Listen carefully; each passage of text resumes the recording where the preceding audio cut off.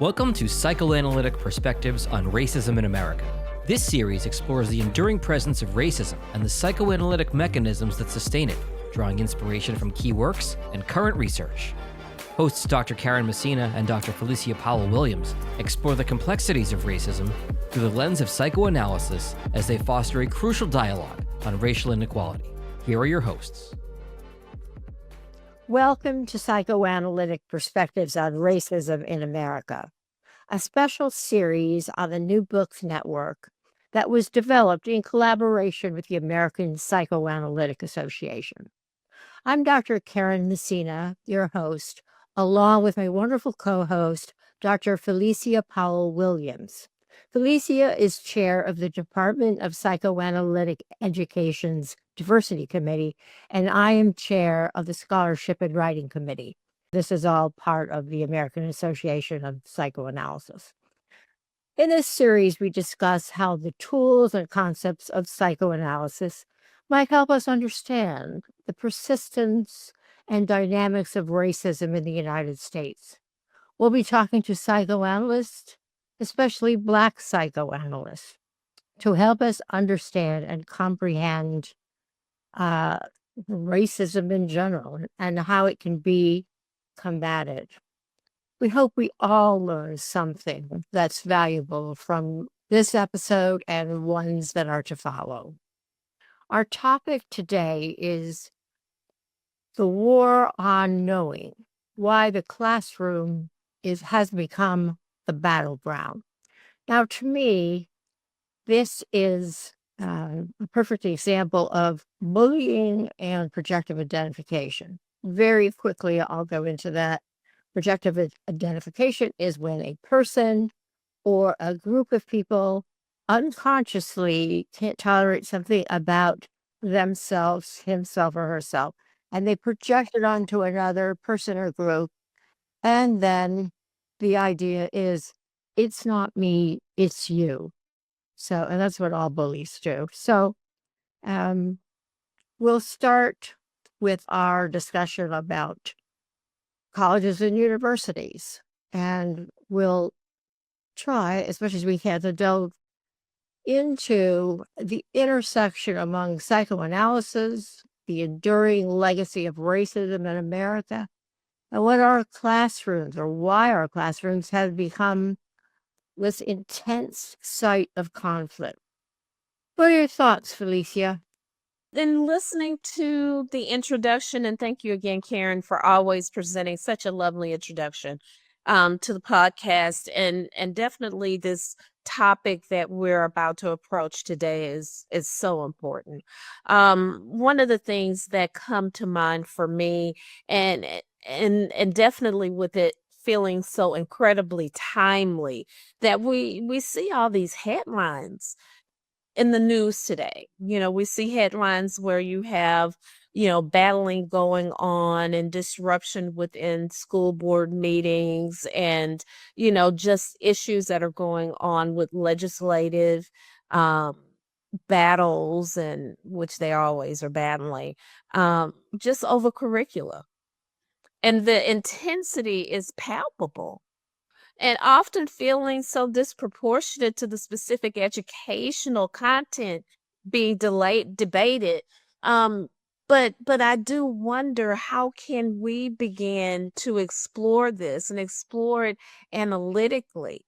Because it is so important for us to keep in mind that it is the affect that does seem to overwhelm reason here, and really suggesting a very deeper and perhaps, unconscious forces are at work. And so with that being said, psychoanalytic lens feels essential for understanding why this is so explosive. Yeah, absolutely. So what we do in the consulting room with individuals, I think, is also very useful when you apply it to groups, because the same processes are at work. Again, this is unconscious. Well, there are a lot of defenses. You often talk about denial, for example, and I seem to be talking frequently about projective identification, but maybe you could say a little bit about denial and what might be happening with regard to this externalization of the problem onto colleges and universities? Well, I don't know how you knew this, but denial was definitely in mind for me. Because when you start talking about denial and you're looking at racism, it immediately becomes that primary defense. And so, with the insistence that racism is purely historical, and we hear this, and I've recently heard stories that have been very concerning, but you hear this part that I don't see color, as a stance. And, these function to really negate reality and evokes discomfort most of the time. And perhaps, this profound guilt and shame or anxiety related to ongoing systemic issues, or even unconscious bias. So, what comes to mind for me in looking at denial is hearing from I heard this in conversation that, hey, slavery is over. Why should we continue to teach it? Why should we continue to learn about it? Because it's over. And I'm sitting here with someone who is trying to explain the importance of curriculum, removing these parts, and saying, as a white woman, I don't see the importance of having this. And I'm saying to her, as a Black person, this is a part of history. But also to hear that, but that's not how I feel now. That may not be how you feel now, but all history is important, and we can't pick or choose what feels more comfortable for us. But then to go on in our discussion to hear, yeah, but slaves were happy because they had a place. And then I proceeded to share with her, but who decided for them to be slaves? And that's the part that gets denied. That's the part where if they chose to use their own minds and to do what they felt was freeing and satisfying and gratifying for them, did they have those choices? And those were not choices that were available to them. What was available to them was the choice that the other was making. So again, all of this gets wrapped up in the whole idea, in the whole reality, in the whole concept and defense mechanisms of denial. Absolutely. And as I was listening to you, I thought, this is active. It's unconscious, but it's deeply motivated by resistance to knowledge, I think. Knowledge is perceived as threatening. Historical and ongoing realities of systemic racism are embedded in everything you said. And the title of this, or the subtitle, contains the word war. And that doesn't imply passive forgetting. That implies active knowing, fueled by perhaps the avoidance of psychic pain. And that takes us back to denial as well as other defense mechanisms. But it's, I don't want to know. It's true. That's right. Now, I'm not saying people are saying that in that way or thinking about it in that way, but that's what happens with unconscious material, or when things are at an unconscious level. I definitely agree with that. And even as we think about war, we think about battle, that it requires a strategic plan, a plan to carry out, to, as we talked in our previous podcast, to cancel out something, to take, power and control over something, and many times over the way one thinks, over what one feels is essential in their way of living, that it's being battled against because someone else thinks that what they believe is so much more significant, important than the other. So it's so important for us to think about, this whole idea of um now we're getting into something, we're getting into splitting as another defense mechanism. But I think and we could talk about that a little bit later, but that is a really important piece because it's not always all good or all bad. Can we begin to look at this and be able to sit down at the table and begin to explore? And that's what happens in our analytic rooms. At least we hope so, that we're able to explore what's there, what's unconsciously, what unconsciously comes up in the analytic process that even in an individual way has a person more in this very war-torn battle that in a collective way we would be able to think about and explore um, productively. That's a very good point, and I'm glad you brought up splitting because that's, I think, precisely what's happened, or what is happening in our world today. People and groups are divided up into the good people and the bad people, whether it's That's right. cities or whether it's with the population in general. Those people who are being deported for various reasons or maybe no reason at all, and the people who are the good people who are uh, around the circle of power. So there you have another example of splitting. The good people, they go. The bad people, oh, definitely stay and inherit the land. And to add to that, what I'd like to say about our colleges and universities is that fundamentally they're institutions of knowledge that we want to transmit to other generations, to convey our history, our values, and our understanding of various things to the next generation. And I think that's where we're getting into some difficulties because there are some people who don't want our history to be conveyed to the next generation, whether it's at the college level or at the elementary school level. And then that includes, I think, racism.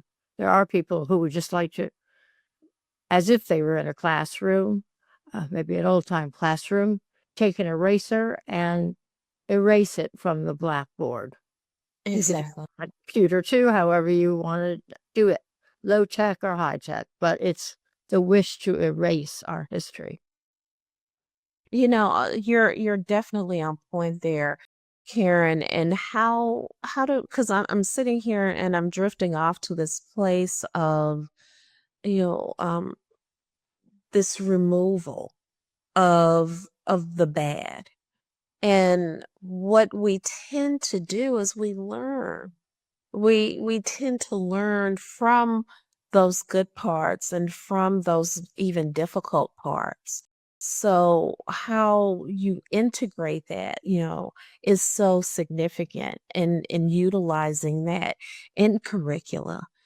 Oftentimes we'll hear that, these books need to be removed from the shelf. These articles are not supportive of a particular stance or a belief, but an educational institution should be allowed to have those resources so that it gives the reader choices, to gives the reader the opportunity to use their own brain, their own thinking brain, to begin understanding for themselves what this truly means, but not be dictated to believe a certain way or to take in certain concepts or ideas in a certain way, for things to be removed to where there are absences, there are gaps that keeps us from understanding how historically things came to be,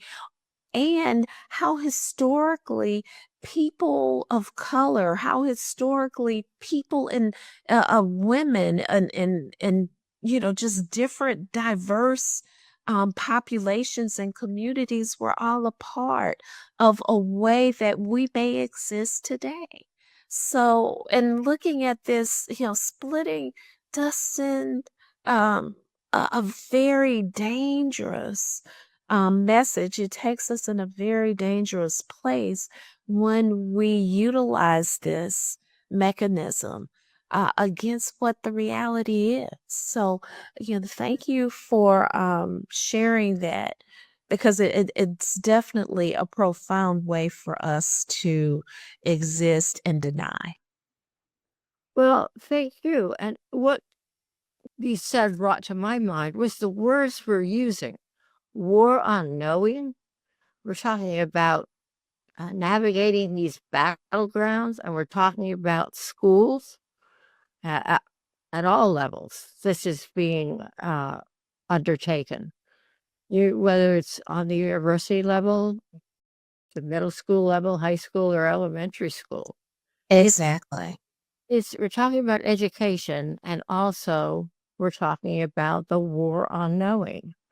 I think I'll say 5 years ago, but 10 years ago for sure, we weren't using these concepts.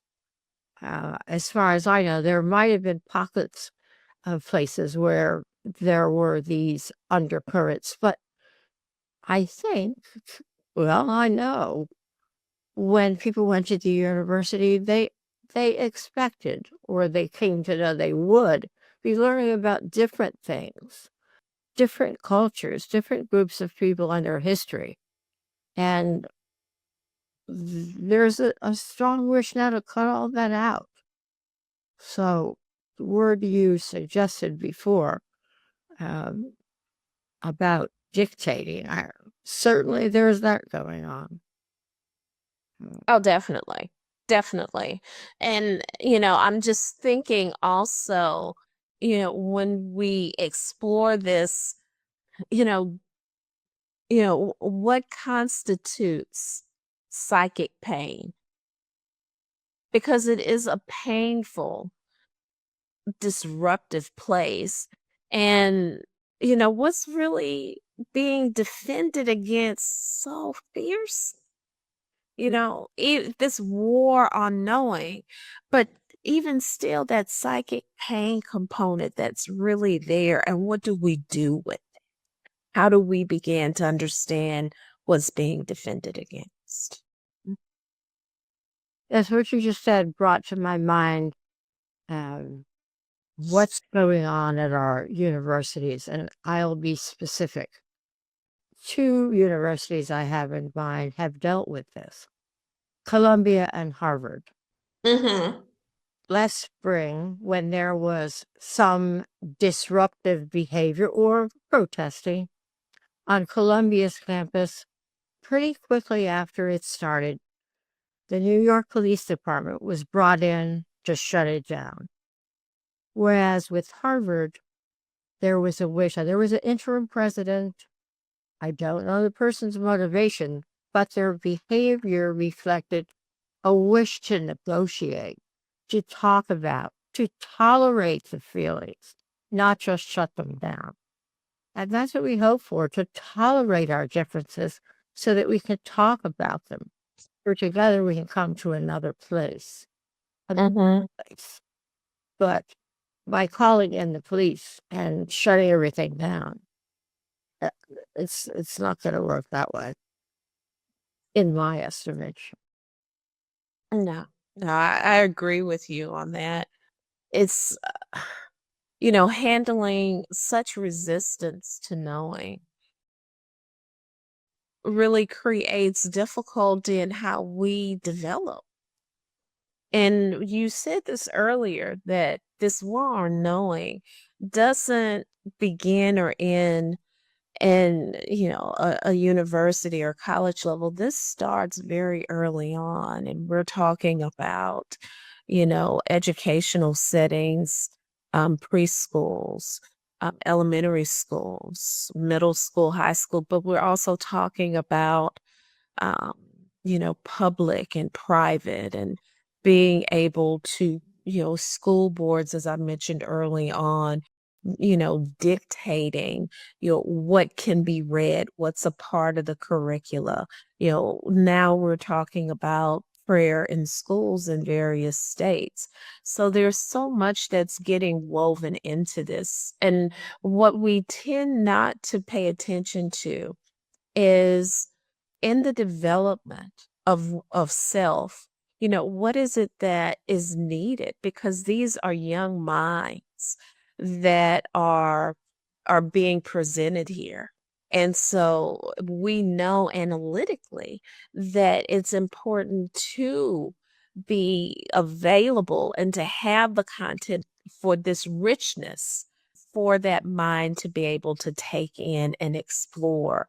But for some reason, there seems to be within this battle the removal of what needs to feed the mind. And so it would be really important for young people to develop ways in which they can use their voice, because this is a development of sense of self. And oftentimes it's not taken into consideration. So, we have to find those places that, of belonging and be able to, as we say, collectively come together and make sure that we are receiving those resources, that we are getting fed in those proper ways, early on in development, as well as, in our university and college institutions.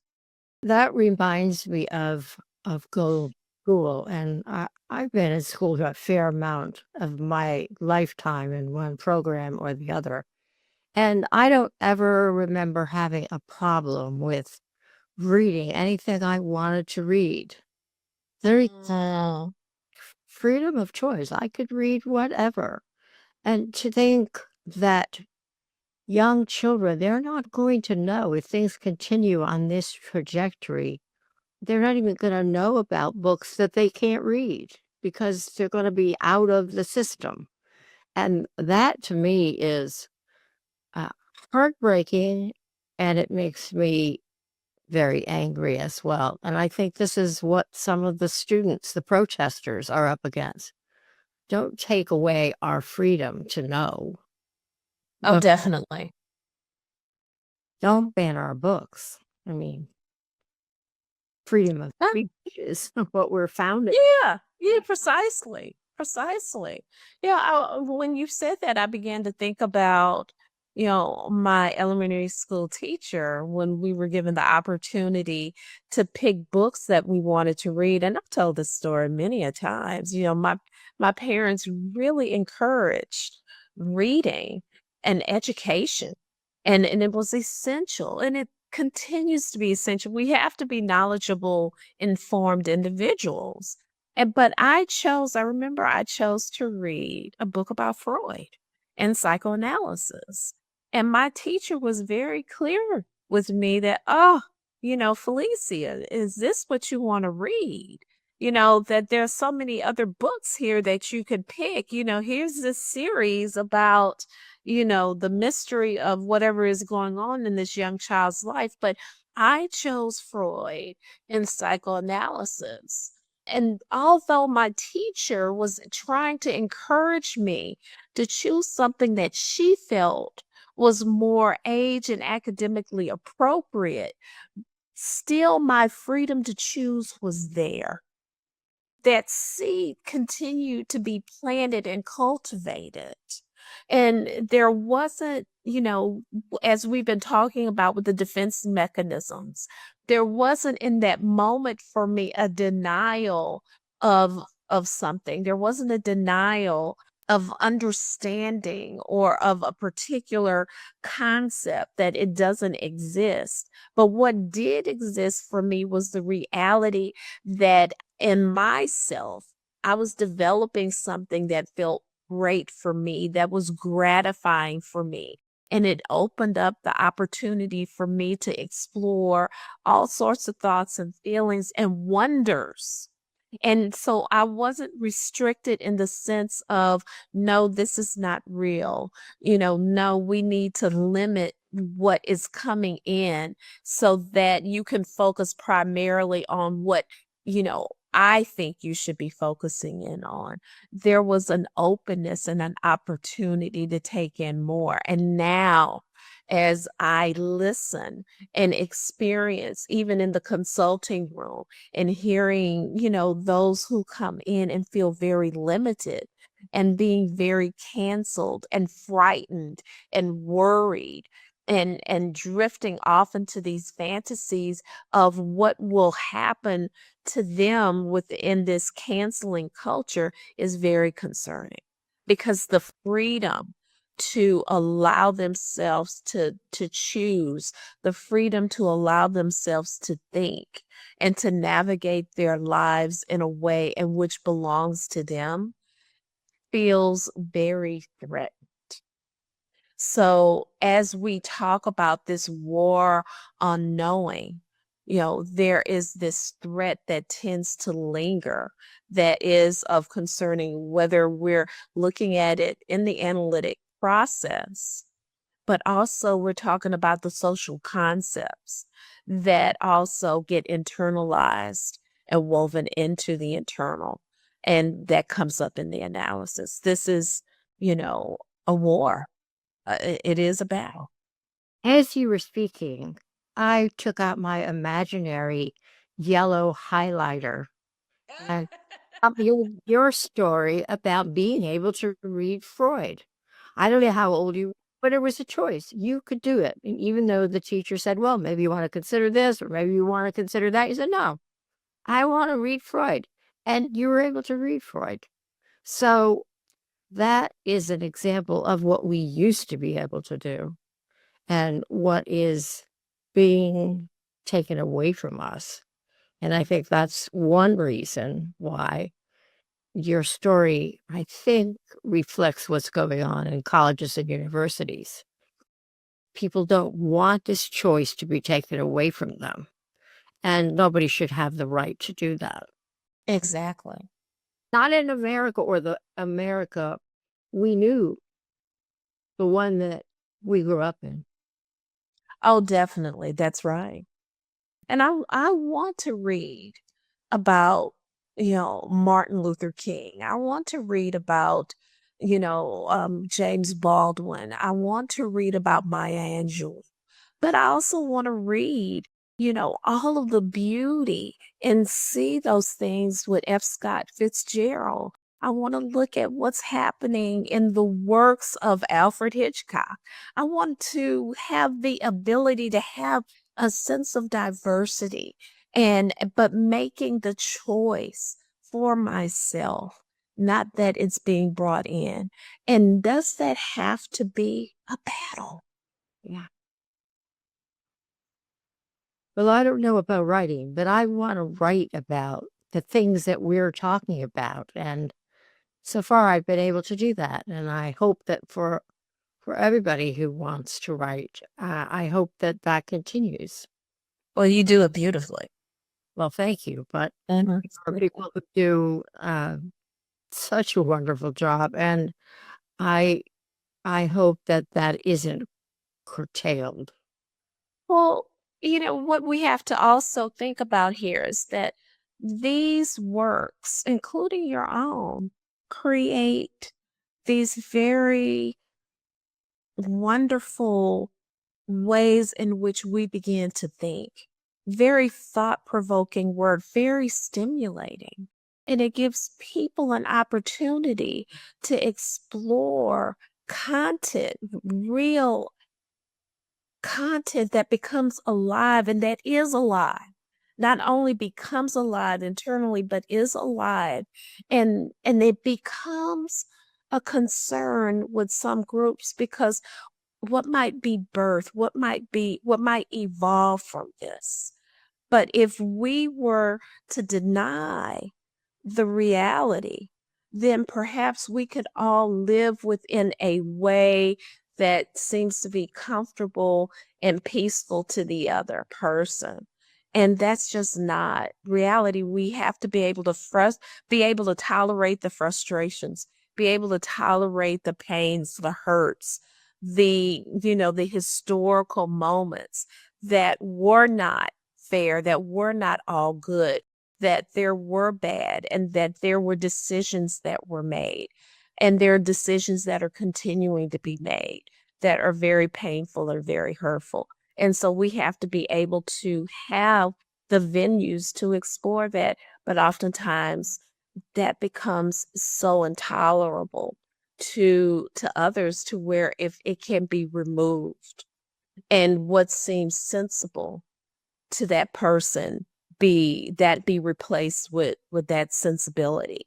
And so we have to be able to hold on to, can we tolerate, our frustrations, our pain, our historical pain, because it helps us where we are now. And as we spoke in our earlier episodes, Martin Luther King shared that with us. He told us, that we have to go back and look at those things, because we need that in the formation and in the cultivation of our communities. We cannot disregard that. Yes, as I've often said about Dr. King's work, if we had only listened to what he had to say, we wouldn't be in the shape we're in now. And I don't think we'd be talking about the war on knowing, why the classroom is the battleground. But we didn't listen as a country, and hopefully we could move in that direction at some other point. But that would be nice if that point could be now. Exactly. So, as we have said, or I have said quite frequently, and I think you've agreed, we could talk about this all day, an all-day podcast. But since we are limited in our time to our next podcast, or this one and the next one, and those that followed, I think that we will say goodbye for now. And we hope that we all have learned something from this particular podcast and from those that followed. And we will be inviting guests in the near future to join us. So thank you so much for listening, and until next time.